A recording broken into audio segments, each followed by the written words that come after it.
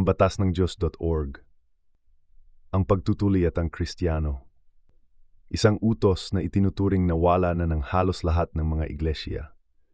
Sa lahat ng banal na utos ng Diyos, tila ang pagtutuli lamang ang isa na halos lahat ng mga iglesia ay maling itinuturing na wala na.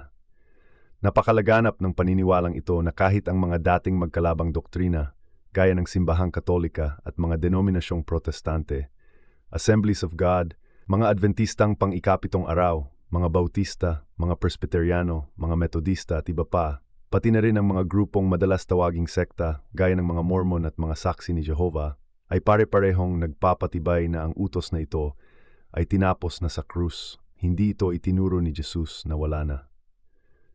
May dalawang pangunahing dahilan kung bakit napakalaganap ng paniniwalang ito sa mga Kristiyano, kahit na hindi ito kailanman itinuro ni Jesus, at lahat ng mga apostol at alagad ni Jesus ay sumunod sa utos na ito, kabilang si Pablo, na ang mga sulat ay madalas gamitin ng mga pinuno upang palayain ang mga hentil mula sa utos na ito na mismo ang Diyos ang nagtakda.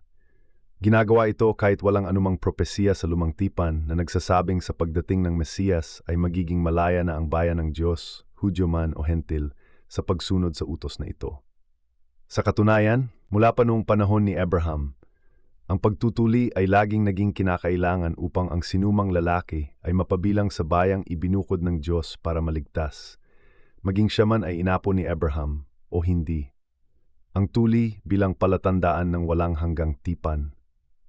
Walang sinumang pinapayagang mapabilang sa banal na pamayanan na ibinukod sa ibang mga bansa, maliban na lamang kung siya ay magpapasailalim sa pagtutuli. Ang pagtutuli ang pisikal na palatandaan ng tipan sa pagitan ng Diyos at ng kanyang pribilehiyadong bayan. Bukod dito, ang tipang ito ay hindi limitado sa isang partikular na panahon o sa mga inapo lamang ni Abraham. Isinama rin dito ang lahat ng dayuhan na nagnanais na opisyal na mapabilang sa pamayanan at kilalanin bilang kapantay sa harap ng Diyos. Maging malinaw ang Panginoon, ito ay totoo hindi lamang sa mga ipinanganak sa iyong sambahayan kundi pati na rin sa mga dayuhang aliping binili mo. Maging sila man ay ipinanganak sa iyong sambahayan o binili mo ng salapi, kinakailangang sila'y tuliin. Ang aking tipan sa inyong laman ay magiging isang walang hanggang tipan, Genesis 17:12-13. Ang mga hentil at ang kinakailangang tuli. Kung ang mga hentil ay tunay na hindi kailangang sumunod sa pisikal na palatandaan na ito upang mapabilang sa bayang ibinukod ng Panginoon, wala sanang dahilan para hilingin ng Diyos ang pagtutuli bago dumating ang Mesiyas ngunit hindi pagkatapos. Walang propetikong suporta para sa pagbabago. Para maging totoo ito, kailangang may malinaw na pahayag sa mga propesya at kailangang sinabi ni Jesus na magkakaroon ng ganitong pagbabago pagkatapos ng kanyang pag-akyat sa langit. Gayunman, wala kahit isang banggit sa lumang tipan hinggil sa pagsama ng mga hentil sa bayang pinili ng Diyos na nagpapahiwatig na magiging malaya sila sa alinmang utos kabilang ang pagtutuli dahil lamang hindi sila likas na inapo ni Abraham. Dalawang karaniwang dahilan ng hindi pagsunod sa utos ng Diyos na ito. Unang dahilan, mali ang itinuturo ng mga iglesia na ang utos tungkol sa tuli ay wala na. Ang unang dahilan kung bakit itinuturo ng mga iglesia na kinansela na ang utos ng Diyos tungkol sa pagtutuli nang hindi nililinaw kung sino raw ang nagkansela nito ay dahil sa hirap ng pagtupad sa utos na ito. Natatakot ang mga pinuno ng simbahan na kapag tinanggap at itinuro nila ang katotohanan na kailanman ay hindi iniutos ng Diyos na ito'y ipawalang bisa, mawawalan sila ng maraming kasapi. Sa pangkalahatan, ang utos na ito ay talaga namang hindi magaan sundin, noon pa man at hanggang ngayon. Kahit pa may mga makabagong pamamaraan sa medisina, ang isang Kristiyano na nagnanais sundin ang utos na ito ay kailangang humanap ng propesyonal, magbayad mula sa sariling bulsa, dahil kadalasan ay hindi ito sinasagot ng mga health insurance, sumailalim sa operasyon, pagdaanan ng mga abala pagkatapos ng operasyon, at harapin ang panlipunang stigma, kadalasan ay may pagtutol mula sa pamilya, mga kaibigan, at mismong iglesia. Patotoo ng isang tao. Kailangang tunay na determinado ang isang lalaki na sundin ang utos na ito ng Panginoon upang magpatuloy dito, kung hindi, madali siyang susuko. Napakarami ng mga boses na humihikayat na talikuran ng landas na ito. Alam ko ito dahil ako mismo ang dumaan dito sa edad na 63 nang ako ay magpatuli bilang pagsunod sa utos ng Diyos. Ikalawang dahilan, hindi pagkaunawa sa pagpapahintulot o pagtatalaga mula sa Diyos. Ang ikalawang dahilan na siyang pangunahing ugat ng problema ay ang kakulangan ng iglesia sa wastong pagkaunawa tungkol sa pagpapahintulot o pagtatalaga na nagmumula sa Diyos.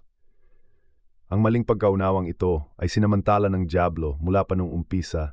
Nang ilang dekada pa lamang matapos ang pag-akyat ni Jesus, nagsimula na ang mga alitan sa pamumuno sa loob ng iglesia na nauwi sa katawa-tawang konklusyon na ang Diyos ay nagtalaga kay Pedro at sa kanyang mga umano'y kahalili ng kapangyarihang baguhin ng kautusan ng Diyos ayon sa kagustuhan nila. Lumampas pa sa usapin ng pagtutuli ang paglihis na ito. Apektado rin ang marami pang ibang mga utos sa lumang tipan na tapat na sinunod ni Jesus at ng kanyang mga alagad. Kapangyarihan sa itaas ng kautusan ng Diyos. Sa inspirasyon ng dyablo, binaliwala ng iglesia ang katotohanang ang anumang kapangyarihang baguhin ang banal na kautusan ng Diyos ay kailangang diretsong magmula sa Diyos mismo, alinman sa pamamagitan ng kanyang mga propeta sa lumang tipan o sa pamamagitan ng kanyang Mesiyas. Hindi maisip na ang karaniwang tao ay magtatakda ng sariling kapangyarihan upang baguhin ang isang bagay na kasing halaga ng kautusan ng Diyos.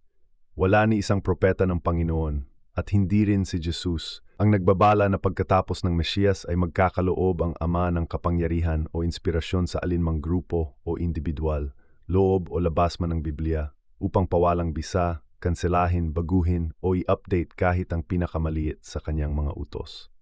Sa halip, malinaw na sinabi ng Panginoon na ito ay isang mabigat na kasalanan. Huwag ninyong dadagdagan ni babawasan ang iniutos ko sa inyo. Sundin ninyo ang mga utos ng Panginoon ninyong Diyos na ibinibigay ko sa inyo. Deuteronomio 4:2, ang pagkawala ng individual na ugnayan sa Diyos.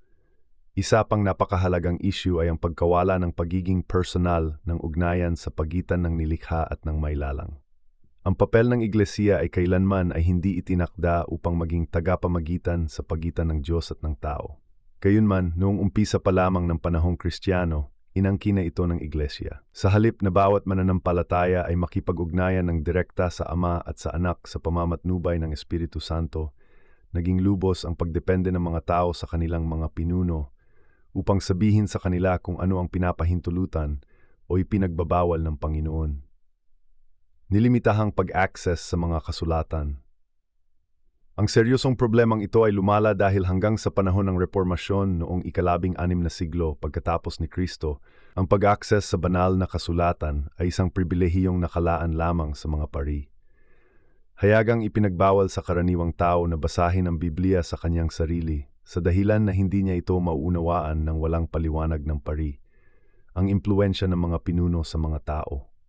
5 siglo na ang lumipas, at kahit may malawak na access na sa banal na kasulatan, marami pa ring umaasa lamang sa mga itinuturo ng kanilang mga pinuno, mali man o tama, at nananatiling hindi marunong matuto at kumilos ayon sa sariling pagkaunawa sa kung ano ang hinihingi ng Diyos sa bawat isa. Ang parehong maling katuruan tungkol sa banal at walang hanggang mga utos ng Diyos na laganap noon bago ang Reformasyon ay patuloy pa ring ipinamamana sa bawat seminaryo ng halos lahat ng denominasyon. Ang itinuro ni Jesus tungkol sa kautusan. Sa aking kaalaman, wala ni isang institusyong Kristiyano ang nagtuturo sa mga magiging pinuno ng iglesia kung ano ang malinaw na itinuro ni Jesus. Nawala ni isa sa mga utos ng Diyos ang nawala ng bisa sa pagdating ng Mesiyas. Sinasabi ko sa inyo, hanggang sa mawala ang langit at ang lupa, hindi mawawala ni isang tuldok o kudlit sa kautusan hanggang sa matupad ang lahat. Kaya't sinumang sumuway sa isa sa kaliit-litang utos na ito at nagturo sa iba na gayon din ang gawin ay ituturing na pinakamababa sa kaharian ng langit. Ngunit ang sinumang tumupad at nagturo nito ay ituturing na dakila sa kaharian ng langit. Mateo 5:18-19. Bahagi lamang na pagtalima sa ilang denominasyon. May ilang denominasyon na nagsusumikap ituro na ang mga utos ng Panginoon ay may bisa magpakailanman at na walang sinumang manunulat sa Biblia pagkatapos ng Mesiyas ang sumulat laban sa katotohanan ito. Ngunit sa hindi maipaliwanag na dahilan, nililimitahan nila ang listahan ng mga utos na dapat pa ring sundin ng mga Kristiyano. Kadalasan, Binibigyang diin ng mga denominasyong ito ang 10 utos, kabilang ang Sabath, ang ikapitong araw ng ikaapat na utos, at ang mga batas sa pagkain sa Levitiko, 11, ngunit hindi na lumalampas pa roon. Ang pinakanakakagulat ay wala man lang malinaw na paliwanag mula sa lumang tipan o sa 4 na ebanghelyo kung bakit ang mga partikular na utos na ito ay nananatiling may bisa, habang ang iba naman, tulad ng pagsunod sa batas, sa buhok at palbas, ang pagsusuot ng zitzit o ang pagtutuli, ay hindi man lang nababanggit o ipinagtatanggol. Ito ay nagtataas ng isang mahalagang tanong: kung ang lahat ng utos ng Panginoon ay banal at makatarungan, bakit pipiliin lamang ang ilan at hindi ang kabuuan? Ang walang hanggang tipan, ang tuli bilang palatandaan ng tipan. Ang pagtutuli ay ang walang hanggang tipan sa pagitan ng Diyos at ng kanyang bayan, isang grupo ng mga banal na tao na ibinukod sa iba. Bukas ang grupong ito sa lahat mula pa noon, at hindi kailanman nilimitahan sa mga likas na inapo ni Abraham, gaya ng inaakala ng ilan. Mula pa nang itinalaga ng Diyos si Abraham bilang unang miyembro ng grupong ito, itinatag ng Panginoon ang pagtutuli bilang nakikitang palatandaan ng walang hanggang tipan. Malinaw na sinabi na parehong ang mga inapo ni Abraham at ang mga hindi niya kaangkan ay kailangang magkaroon ng pisikal na palatandaang ito kung nais nilang mapabilang sa kaniyang bayan. Ang mga sulat ni Apostol Pablo bilang dahilan para hindi sundin ang walang hanggang mga utos ng Diyos. Isa sa mga unang nagtangkang buuin ang koleksyon ng iba't ibang sulatin na lumitaw matapos ang pag-akyat ni Kristo ay si Marcion, 85 hanggang 160 pagkatapos ni Kristo, isang mayamang may-ari ng barko noong ikalawang siglo. Si Marcion ay masugid na tagasunod ni Pablo, ngunit labis ang paghamak sa mga Hudyo. Ang kaniyang bersyon ng Biblia ay halos binubuo lamang ng mga sulat ni Pablo at ng sarili niyang ebanghelyo, na ayon sa marami ay isang plagyadong bersyon ng ebanghelyo ni Lucas. Tinanggihan ni Marcion ang lahat ng ibang ebanghelyo at mga sulat. Tinawag niya itong hindi inspiradong mga aklat. Sa kanyang Biblia, inalis ang lahat ng sanggunian sa lumang tipan, sapagkat itinuro niya na ang Diyos bago kay Jesus ay hindi ang parehong Diyos na ipinangaral ni Pablo. Bagaman tinanggihan ng simbahang Katolika sa Roma ang Biblia ni Marcion at idineklara siyang erehe, ang kanyang paniniwala na tanging ang mga sulat ni Apostol Pablo lamang ang inspiradong banal na kasulatan, kasama ang pagbasura sa buong lumang tipan at sa mga ebanghelyo ni Mateo, Marcos at Juan, ay nakaimpluwensya na sa maraming maagang Kristiyano. Ang pagbuo ng kanon ng bagong tipan. Ang unang kanon ng bagong tipan ay opisyal na kinilala noong huling bahagi ng ika-4 na siglo, mga 350 taon matapos bumalik si Jesus sa Ama. Ang mga konseho ng Simbahang Katolika sa Roma, Hippo, 373 at Carthage, 377 ay naging mahalaga sa pag-finalize ng 27 aklat ng bagong tipan na kinikilala natin ngayon. Malaki ang papel ng mga konsehong ito sa pagpapatibay ng kanon upang harapin ang sari-saring interpretasyon at mga tekstong lumalaganap noon sa mga komunidad ng mga Kristiyano. Ang papel ng mga obispo ng Roma sa pagbuo ng Biblia, pag-apruba at pagkakasama ng mga sulat ni Pablo. Isinama ang mga sulat ni Pablo sa koleksyon ng mga kasulatang inaprubahan ng Roma noong ika-4 na siglo. Ang koleksyong ito, na itinuturing na banal ng Simbahang Katolika, ay tinawag na Biblia Sacra sa Latin at the Biblia Tahagia sa Griego.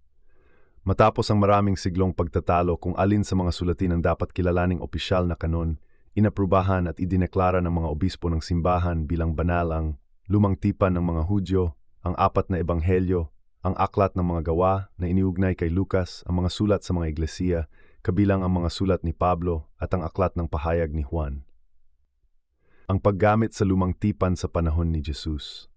Mahalagang tandaan na noong panahon ni Jesus, lahat ng mga Hudyo, kabilang si Jesus mismo, ay tanging ang lumang tipan lamang ang binabasa at ginagamit sa kanilang mga katuruan.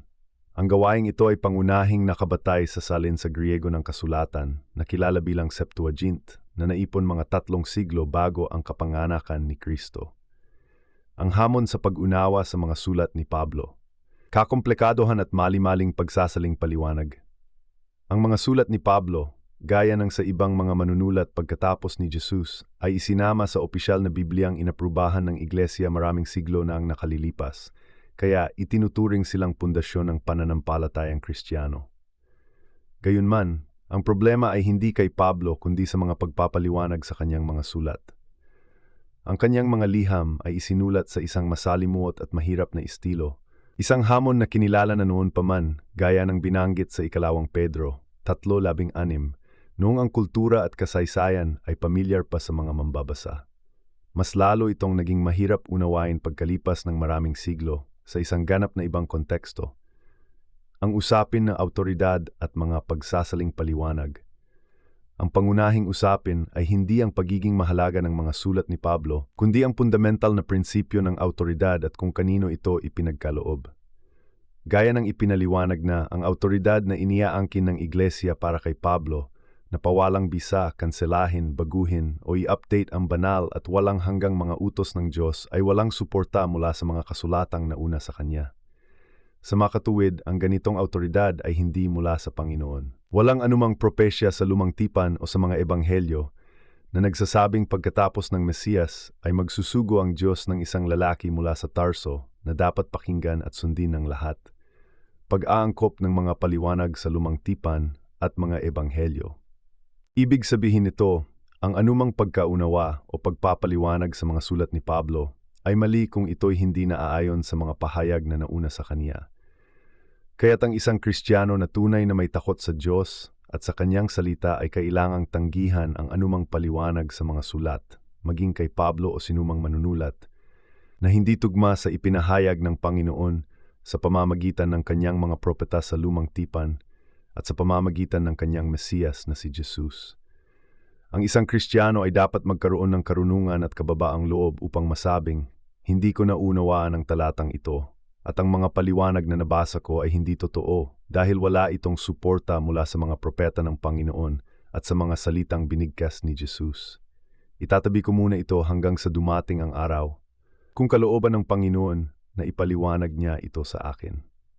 Isang dakilang pagsubok para sa mga hentil, pagsubok ng pagsunod at pananampalataya. Maaring ituring ito bilang isa sa pinakamahalagang pagsubok na pinili ng Panginoon na ipataw sa mga hentil. Isang pagsubok na kahalintulad ng hinarap ng bayang Israel sa kanilang paglalakbay patungong Kanaan. Gaya ng nasasaad sa Deuteronomio 8:2, alalahanin ninyo kung paanong pinatnubayan kayo ng Panginoon ninyong Diyos sa loob ng 40 taon upang kayo'y maging mapagpakumbaba at masubok, upang malaman kung ano ang nasa inyong puso, kung susundin ninyo ang kanyang mga utos o hindi. Pagkilala sa mga masunuring hentil. Sa ganitong konteksto, hinahanap ng Panginoon kung sino-sino sa mga hentil ang tunay na handang mapabilang sa kanyang banal na bayan. Sila ang mga nagpapasyang sundin ang lahat ng utos, kabilang ang pagtutuli, sa kabila ng matinding presyon mula sa iglesia at sa maraming talata sa mga sulat sa mga iglesia na waring nagpapahiwatig na ang ilang mga utos na inilarawan bilang walang hanggan ng mga propeta at sa mga ebanghelyo ay hindi na raw kailangang sundin ng mga hentil. Ang tuli ng laman at ng puso. Isa lamang ang tuli, pisikal at espiritual. Mahalagang linawin na hindi dalawa ang uri ng pagtutuli, kundi isa lamang, ang pisikal. Dapat ay malinaw sa lahat na ang pariralang, pagtutuli ng puso na ginagamit sa buong Biblia ay talinghaga lamang, gaya ng wasak ang puso o pusong masaya. Kapag sinasabi ng Biblia na ang isang tao ay dituli ang puso, ang ibig sabihin lamang ay hindi siya namumuhay ayon sa dapat, bilang isang taong tunay na umiibig sa Diyos at handang sumunod sa Kanya. Sa madaling salita, maaring ang taong ito ay tuli sa laman, ngunit ang kanyang pamumuhay ay salungat sa pamumuhay na inaasahan ng Diyos mula sa kanyang bayan. Sa pamamagitan ng propetang si Jeremias, sinabi ng Diyos na ang buong Israel ay nasa kalagayang dituli ang puso, sapagkat lahat ng mga bansa ay dituli, at ang buong sambahayan ng Israel ay dituli ang puso. Jeremias 9:26. Malinaw na sila'y lahat tuli sa laman, ngunit sa pagtalikod nila sa Diyos at sa pagtalikod sa kanyang banal na kautusan, hinatulan silang dituli sa puso. Kailangan ng tuli sa laman at sa puso. Ang lahat ng lalaking anak ng Diyos, Hudyo man o Hentil, ay kailangang tuliin, hindi lamang sa laman kundi pati sa puso. Malinaw ito sa mga salitang ito. Ganito ang sabi ng Panginoong Diyos, walang dayuhan, kahit ang naninirahan sa gitna ng Israel, ang makapapasok sa aking santuaryo kung hindi sila tuli sa laman at sa puso. Ezekiel 44:9. Mahahalagang konklusyon. Una, ang konsepto ng pagtutuli ng puso ay matagal nang umiiral at hindi ito ipinakilala sa bagong tipan bilang pamalit sa tunay na pisikal na pagtutuli. Ikalawa, ang pagtutuli ay kinakailangan para sa lahat ng nagnanais mapabilang sa bayan ng Diyos, maging Hudyo o Hentil. Ang tuli at ang bautismo sa tubig, isang mali at gawa-gawang pamalit. May ilan na maling naniniwala na ang bautismo sa tubig ay itinakda para sa mga Kristiyano bilang pamalit sa pagtutuli. Gayunman, ang paniniwalang ito ay isang likhang isip lamang ng tao, isang pagsubok na takasan ang pagsunod sa utos ng Panginoon. Kung totoo ang ganitong paniniwala, dapat sana ay may makikita tayong mga talata sa mga propeta o sa mga ebanghelyo na nagsasabing pagkatapos ng pag-akyat ng Mesiyas, hindi nakakailanganin ng Diyos ang pagtutuli para sa mga hentil na nais mapabilang sa kanyang bayan at ang bautismo ang ipapalit dito. Ngunit wala tayong makikitang ganitong pahayag saan man. Ang pinagmulang Hudyo ng bautismo, mikveh. Bukod dito, mahalagang tandaan na ang bautismo sa tubig ay nauna na sa pananampalatayang Kristiyano. Hindi si Juan Bautista ang nakaimbento o nagsimula ng bautismo. Ang bautismo o ang mikveh ay isang ritual ng paglulubog sa tubig na matagal nang isinasagawa ng mga Hudyo bago pa ang panahon ni Juan Bautista.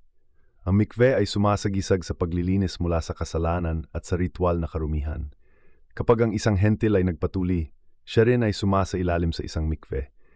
Ang gawaing ito ay hindi lamang para sa ritual na paglilinis, kundi sumasagisag din sa kamatayan, ang pagkakalibing sa tubig ng kaniyang dating paganong buhay.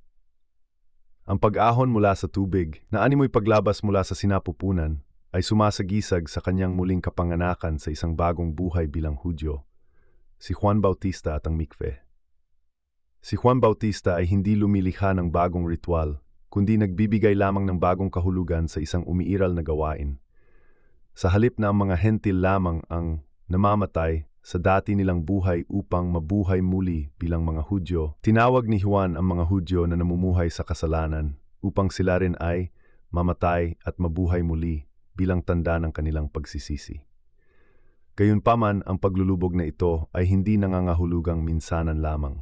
Ang mga Hudyo ay lumulubog sa tubig tuwing sila'y nagiging ritual na marumi tulad bago pumasok sa templo. Karaniwan din nilang ginagawa ito at ginagawa pa rin hanggang ngayon tuwing Yom Kippur bilang tanda ng pagsisisi. Pagkakakaiba ng bautismo at pakikituli. Ang ideya na ang bautismo ang pumalit sa pagtutuli ay walang batayan sa kasulatan o sa kasaysayan ng mga Hudyo. Bagaman ang bautismo, mikveh, ay makabuluhang simbolo ng pagsisisi at paglilinis, hindi ito kailanman itinakda upang palitan ang pagtutuli na siyang walang hanggang tanda ng tipan ng Diyos. Ang dalawang ritual ay may kanya-kanyang layunin at kahalagahan at ang isa ay hindi dapat gamitin upang pawalang saysay ang isa pa. Ang series na ito at marami pang iba pang pag-aaral tungkol sa batas ng Diyos ay maaring makita sa site ambatasnangdiyos.org.